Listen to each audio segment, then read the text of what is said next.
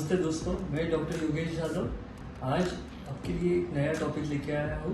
वो है थायराइड। दोस्तों, थायराइड ये समस्या आजकल 10 में से हर 3 लोगों को ये समस्या दिखाई दे रही है। काफ़ी जो मरीज़ हैं सुबह उठते ही एक गोली खाते हैं थायराइड ठीक होने के लिए, और इस रोज़ाना उनको लाइफ टाइम एक दवा खानी पड़ती है। फिर भी थायराइड के ऊपर उन्हें कोई संभव इलाज नहीं दिखाई देता। ये जो आज का जो सब्जेक्ट है अपना थायराइड, तो आज हम उसी के बारे में आज हम बात करने वाले हैं। तो जानते हैं थायराइड क्या है। दोस्तों, थायराइड ये ऐसी बीमारी है जिसमें यहाँ पे जो अपनी ग्रंथि होती है, एक थायरोक्सिन और थायरोडाइन, ये जो 2 हार्मोन का ये निर्माण करती है। तो बेसिकली क्या होता है कि जब कोई भी मरीज जब थायराइड से पीड़ित होता है तो सबसे पहले उसे क्या दिक्कत आती है, उसी के बारे में हम आज जानेंगे। तो शुरू करते हैं थायराइड के प्रकार से। थायराइड कितने प्रकार के थायराइड होते हैं, थायराइड की बीमारियों का नाम क्या, जैसे हाइपोथायरॉयडिज्म और हाइपरथायरॉयडिज्म, ये 2 बीमारियां ज्यादा करके हमें दिखाई देती हैं। तो हाइपोथायरॉयडिज्म में बेसिकली पेशेंट को जो दिक्कतें आती है वो मैं आज बताने वाला हूँ। जैसे कि उन्हें काफ़ी फटीग लगता है, जैसे वो काफ़ी थके हुए लगते हैं, बॉडी पे स्वेलिंग उनकी नज़र आती है, वजन उनका बढ़ा हुआ लगता है, जैसे कॉन्स्टिपेशन की बीमारियाँ, कॉन्स्टिपेशन जैसे तकलीफ उनको हो सकती है, और उन्हें हर काम में एक स्फूर्ति ना लगना, मतलब जैसे उन्हें वीकनेस लगना, नींद ज़्यादा आना, ऐसी दिक्कतें उन्हें दिखाई दे सकती है। जैसे कई पेशेंट्स में हम देखते हैं कि उनकी स्किन में भी कई चेंजेस उन्हें नज़र आते हैं। जैसे उनकी स्किन ड्राई होती है, तो उनके जो हेयर का टेक्सचर है वो भी काफ़ी ब्रिटल लगता है, वो काफ़ी ड्राई हो जाता है, उनकी स्कैल्प कंडीशन ड्राई लगती है। और कई ऐसे जो सिम्टम्स हैं, उन्हें मेटाबॉलिज्म से रिलेटेड भी काफ़ी दिक्कत होती है, जैसे डाइजेशन से रिलेटेड भी काफ़ी प्रॉब्लम थायराइड के पेशेंट्स में, हाइपोथायरॉयडिज्म के पेशेंट के इसमें हमें दिखाई देती है। और एक महत्वपूर्ण लक्षण जो कि पेशेंट को कोल्ड सेंसिटिविटी काफ़ी रहती है। पेशेंट जल्दी कोल्ड कैच कर लेते हैं, उनको ठंडी लग के आती है, सर्दी लगती है, हमेशा उन्हें एलर्जी से रिलेटेड प्रॉब्लम्स हो सकती है। थर्ड जो थिंग है वो जो हाइपोथायरॉयडिज्म में काफ़ी कॉमन है, जो एडिमा, जो फेशियल एडिमा उन्हें काफ़ी एक कॉमन सिम्टम है। जैसे कि उनके चेहरे पे सूजन नज़र आती है, आंखों पे सूजन नज़र आती है। मेंस्ट्रुअल कंप्लेंट्स काफ़ी फीमेल्स में नज़र आती है, जैसे कि महावारी के टाइम पे उन्हें कई दिक्कतें आती हैं, जैसे पीरियड्स का इरेगुलर होना, पीसीओडी तक का बीमारियाँ हाइपोथायरॉयडिज्म या हाइपरथायरॉयडिज्म में भी ये दिखाई देती है। और सबसे इम्पोर्टेंट जो लक्षण है जो बच्चों पे, थायराइड हार्मोन का बच्चों पे भी काफ़ी इम्पोर्टेंट उसका असर होता है। तो जैसे कि थायराइड हार्मोन एक मेटाबॉलिक हार्मोन है, तो इसके वजह से ये ग्रोथ के ऊपर भी इफेक्ट लाता है। काफ़ी बच्चे प्रॉपर एज टू एज उनका जो ग्रोथ होना चाहिए वो कैच नहीं कर पाते। काफ़ी जो बच्चे हैं वो वीक दिखते हैं, या काफ़ी वजन उनका बढ़े हुआ लगता है, तो ये भी एक थायराइड का प्रमुख लक्षण हो सकता है। तो सिर्फ फिजिकल डेवलपमेंट पे ही नहीं, तो मेंटल डेवलपमेंट पे भी बच्चों के थायराइड के वजह से असर हो सकता है। तो ये हुई आज हाइपोथायरॉयडिज्म के बारे में। अभी जानते हैं हम कॉम्प्लिकेशंस के बारे में। जैसे कि थायराइड बीमारी होने के बाद कौन से कॉम्प्लिकेशंस आ सकते हैं, जैसे हाइपोथायरॉयडिज्म के कॉम्प्लिकेशन के बारे में हम बात करने वाले हैं। तो पहला जो कॉम्प्लिकेशन है, जो थायराइड ग्लैंड के ऊपर सूजन आना, मतलब उसे हम गॉइटर भी बोलते हैं। तो ये जो सूजन है वो भी थायराइड के डिसीज में दिखाई देती है। सेकंड इम्पोर्टेंट जो कॉम्प्लिकेशन है, उसके वजह से जो मरीज है उनका वजन काफ़ी बढ़ा हुआ उन्हें दिखाई देता है। जैसे कि वो मोटापा जो आता है, वो सबसे इम्पोर्टेंट है कि उन्होंने थायराइड की जांच उन्होंने करनी चाहिए।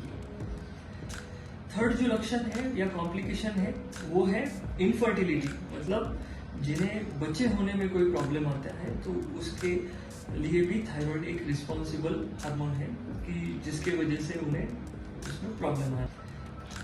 और जो इम्पोर्टेंट कॉम्प्लिकेशन है वो है हार्ट से रिलेटेड भी काफ़ी लोगों को जो दिक्कत है उसमें भी थायराइड का हार्मोन काफ़ी महत्वपूर्ण होता है। अगला जो कॉम्प्लिकेशंस है उसमें न्यूरोपैथी भी हमें दिखाई देती है। काफ़ी जो पेशेंट है उनमें न्यूरोपैथी डेवलप होती है। जो मरीज है वो डायबिटीज़ की जांच करवाते हैं, पैर में जलन होती है, हाथों में जलन होती है, बॉडी में जलन होती है और चुभे जैसा लगता है। ये सिम्टम्स लेके आते हैं। शुगर चेक करने के बाद भी शुगर नॉर्मल होती है तो थायराइड भी उसका एक रीजन हो सकता है। ये हुए कॉम्प्लिकेशंस। तो कौन सी जो चीज़ें हैं वो थायराइड के पेशेंट ने नहीं खानी चाहिए उसके बारे में थोड़ा सा आज बताने वाला हूँ। जैसे कि ब्रोकोली, जो गोभी होती है वो नहीं खानी चाहिए। फ्लावर हो या कैबेज हो, ये पत्ता गोभी या फूल गोभी, ये दोनों भी पेशेंट ने अवॉइड करना चाहिए। सेकेंड है कि कॉफ़ी, जो हमेशा कॉफ़ी पीते हैं, कैफीन का सेवन करते हैं, उन्होंने भी ये अवॉइड करना चाहिए। थर्ड है अल्कोहल। अल्कोहल भी उन्होंने कम करना चाहिए और बंद करना चाहिए, तब जाके आपको जल्दी से जल्दी आप थायराइड की बीमारी से रिकवर हो सकते हैं। And the fourth most important thing, जो सोयाबीन, आप लोगों ने हमेशा सुना होगा कि सोयाबीन ये जो है ये थायराइड, हाइपोथायरॉयडिज्म या हाइपोथायरॉयडिज्म, ये दोनों के लिए वो एक अच्छा नहीं है, जिससे आपका वजन और बढ़ेगा और आपकी स्वेलिंग और बढ़ेगी और आपको ठीक होने में दिक्कत आएगी। ये जो सबसे इम्पोर्टेंट जो रेस्ट्रिक्शंस मैंने आपको बताए हैं, तो ये आपने इसका फॉलो करना चाहिए। तो जानते हैं हम अब दूसरे जो थायराइड की जो बीमारी है उसके प्रकार के बारे में, जिसे हम बोलते हैं हाइपरथायरॉयडिज्म। तो दोस्तों, हाइपरथायरॉयडिज्म में क्या होता है कि जो अपनी ये जो ग्रंथि है, थायराइड ग्रंथि, वो जो थायराइड हार्मोन है वो काफ़ी हद तक बढ़ा देती है, इसीलिए उसे हाइपरथायरॉयडिज्म बोला जाता है। और हमारा जो थायराइड स्टिमुलेटिंग हार्मोन है वो उसे कंट्रोल करने में असक्षम करता है, तो इसे हम हाइपरथायरॉयडिज्म बोलते हैं। तो दोस्तों, जानते हैं ये हाइपरथायरॉयडिज्म की वजह से कौन सी बीमारियां, कौन से लक्षण दिखाई देते हैं। सबसे पहले जो मरीज होगा उसका वजन काफ़ी कम होते हुए नजर आएगा। वो अच्छा खाते हुए भी उसका वजन में आपको ग्रोथ नहीं लगेगी, उसमें वेट गेन नहीं होगा। हार्ट बीट, हार्ट से रिलेटेड उसको काफ़ी दिक्कत रहेगी। जो हार्ट पाल्पिटेशंस उसको होगा, जिससे धड़धड़ होना एक कांस्टेंट उसको महसूस होता रहेगा। सबसे इम्पोर्टेंट लक्षण है उसकी जो आंखें होगी वो काफ़ी प्रोट्रूडेड उसमें आपको नजर आएगी। जो प्रोट्रूडेड आईबॉल्स हम उसे बोलते हैं। आंखों के आजू बाजू में स्वेलिंग भी नजर आ सकती है। उसकी जो स्किन है वो काफ़ी ड्राई होती है, जैसे मैंने बोला हाइपोथायरॉयडिज्म के पेशेंट में भी और हाइपरथायरॉयडिज्म के पेशेंट में भी ये सेम सिम्टम दिखाई देता है। तो अभी बात करते हैं ट्रीटमेंट के बारे में। सबसे महत्वपूर्ण विषय है, जैसे कि अगर ये बीमारी आपको होती है तो हर मरीज अभी जो थायराइड से पीड़ित है, तो हम देखते हैं कि रोज़ सुबह उठते ही उनको एक खाली पेट एक दवा लेनी पड़ती है।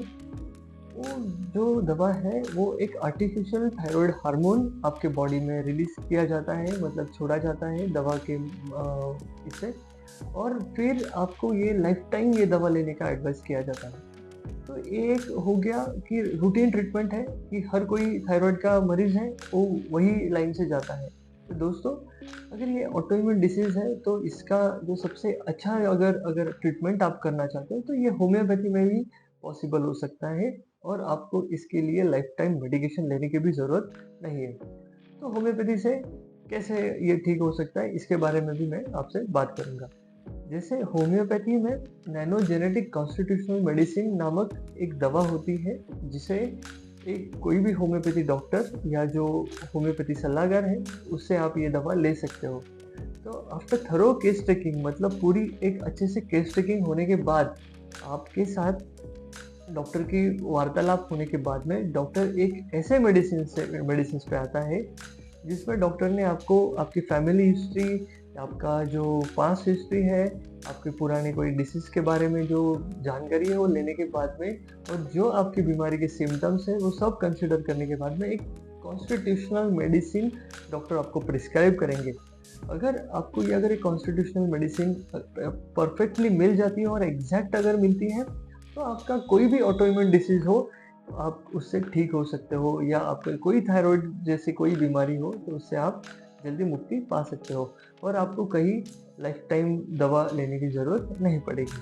तो ये हुआ एक होम्योपैथी के बारे में। जैसे होम्योपैथी में ऐसे कई सारे मेडिसिन हैं जो थायराइड को 100% ठीक कर सकते हैं। जैसे हमने आज तक हमारे क्लिनिक में भी काफ़ी क्लिनिकल ट्रायल्स के बाद और एविडेंसेस हमारे पास है, जो हमने अभी तक पेशेंट्स को मतलब मेडिसिन देने के बाद में उनके रिपोर्ट्स, इन्वेस्टिगेशन रिपोर्ट्स हमने हमारे पास रिकॉर्ड किए हैं। अगर आपको ये वीडियो मेरा अच्छा लगा हो, अगर आपको थायराइड से रिलेटेड कोई समस्या हो या किसी आपके नज़दीक के लोगों को अगर ये समस्या हो, तो ज़्यादा से ज़्यादा लोगों तक ये वीडियो शेयर कीजिए। और अगर आपको कुछ समस्या हो तो मुझे कमेंट बॉक्स में कमेंट कर सकते हो, मैं पर्सनली आपको इसके ऊपर आंसर करूँगा और आपकी हेल्प करूँगा।